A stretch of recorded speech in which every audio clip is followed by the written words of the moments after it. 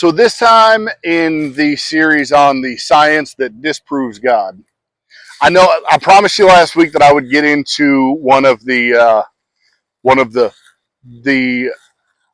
actual topics, and so I am. And I wasn't sure which one I was going to go with, and I decided, you know what? Let's start at the beginning. And the whole beginning of the conversation has to start with the beginning of everything. Well, science would have you believe the beginning of everything is the Big Bang.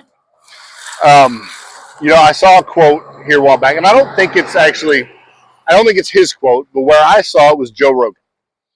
Joe Rogan said that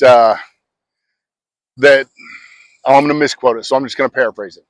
He said that religion would have you believe in miracles, but science would just have you believe in one miracle, and that is, of course, the Big Bang.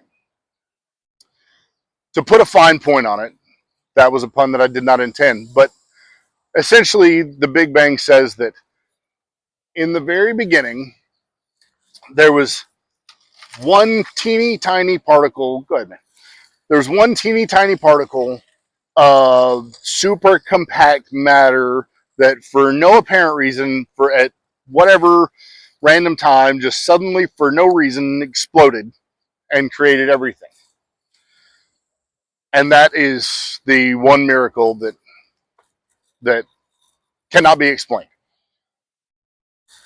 Now, we were taught in school that matter cannot be created or destroyed. That the matter that's around us is all the matter that will ever be. Which, even at the time that I was taught that in school, we already knew was quote unquote not correct. Because at the time that I was taught that in school, we had already Einstein had already created his theory of relativity. We had already created and used 2 atomic bombs. And the theory behind the atomic bomb was that matter can be destroyed.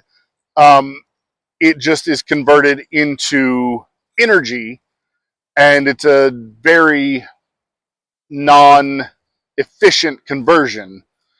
So, and if it can be converted into energy, then theoretically it could be converted back the other way from energy into matter. But again, very non-efficiently, which has then been done uh, in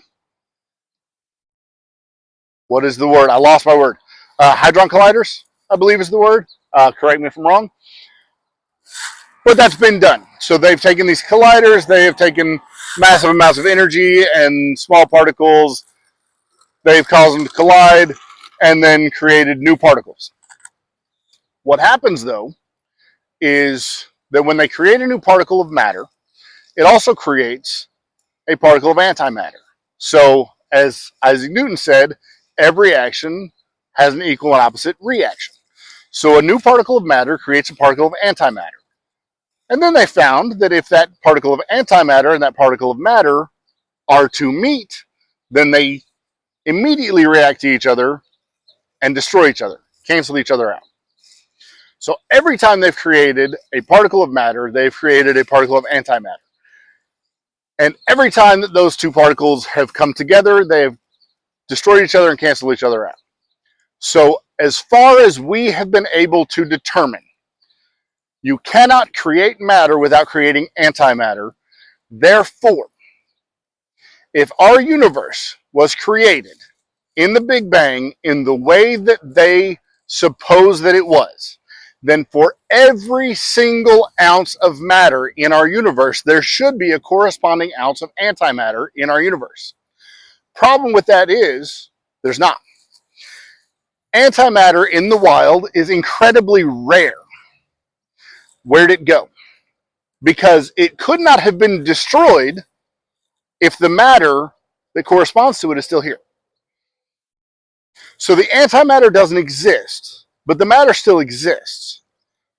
So it could not have happened the way that they proposed that it happened, and yet it's here. So it's not true what they're saying in the Big Bang Theory, and yet they will not recant the Big Bang, but they cannot support the Big Bang. So back to what Joe Rogan said.